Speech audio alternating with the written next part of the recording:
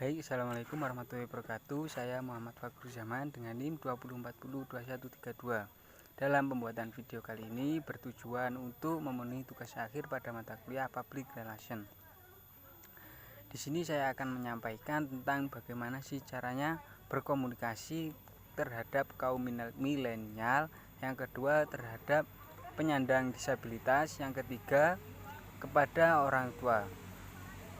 Baik, langsung saja. Komunikasi merupakan suatu aktivitas penyampaian informasi, baik itu pesan, ide, dan gagasan dari suatu pihak ke pihak lainnya secara langsung maupun secara tidak langsung.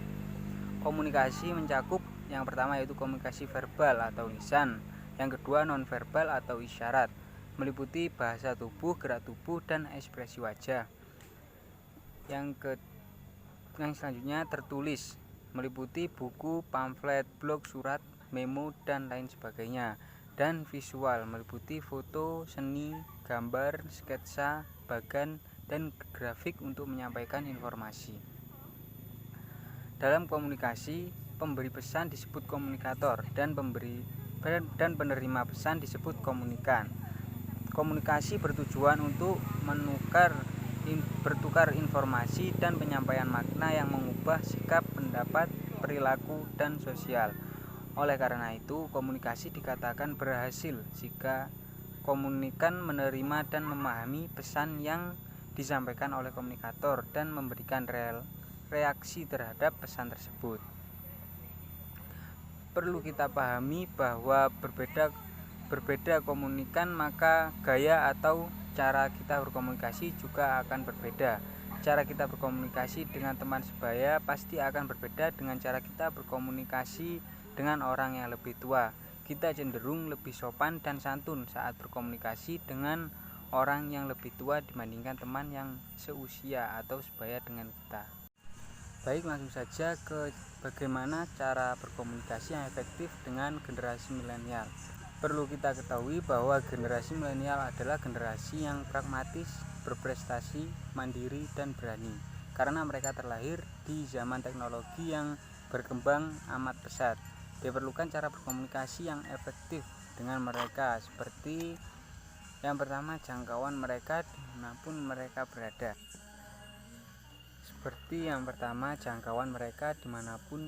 mereka berada. Yaitu sebanyak 85% generasi milenial belajar apapun melalui media sosial daripada generasi yang lebih tua. Berkomunikasilah dengan mereka melalui pesan Twitter, Instagram, Snapchat, Facebook, YouTube, dan lain sebagainya. Mereka ada di mana-mana pada platform tersebut. Yang kedua, selalu ada untuk mereka. Penelitian mengatakan sekitar 70% generasi milenial di seluruh dunia selalu meletakkan ponsel mereka di tempat yang mudah dijangkau ketika mereka tidur. Mereka percaya bahwa mereka bisa mendapatkan apapun kapan saja secara online. Mereka tidak memiliki waktu untuk memikirkan hal-hal yang tidak menarik bagi mereka. Buat mereka tahu apa yang kamu komunikasikan hanya dengan beberapa klik. Selanjutnya yaitu jadilah orang yang bisa mereka percaya. Sementara milenial dibesarkan untuk berpikir bahwa mereka istimewa dan dapat melakukan apapun yang mereka inginkan. Mereka ingin melihat keaslian dari nilai-nilai perusahaan yang kuat. Selanjutnya yaitu berkomunikasi dengan singkat dan kreatif. Generasi milenial membutuhkan pembaruan dan stimulasi yang berkelanjutan. Dalam berkomunikasi di sosial media sangat penting bagi generasi milenial untuk menambah nilai pada percakapan dan membuat konten sekreatif mungkin.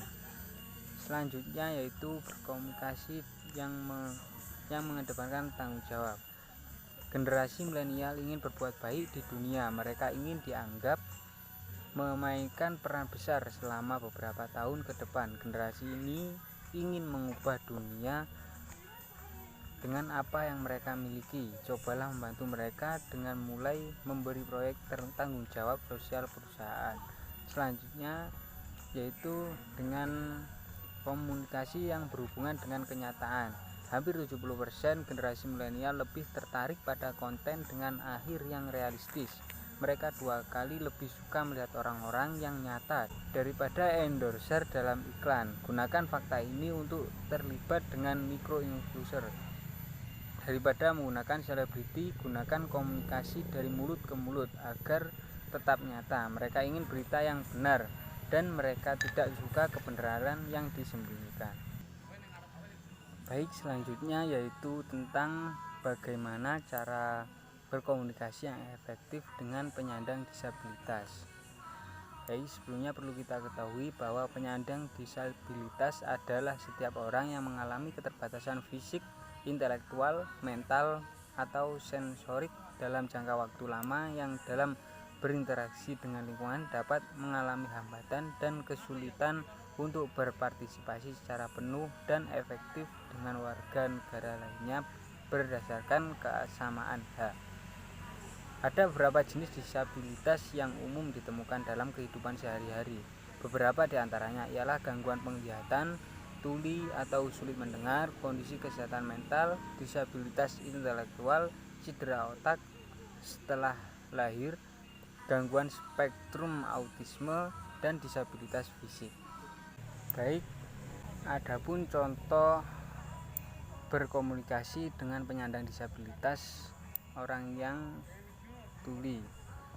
Yang pertama yaitu pastikan mereka sudah melihat kita sebelum berkomunikasi. Yang kedua, pastikan situasi di belakang kita tidak ramai saat sedang berbicara dengan mereka.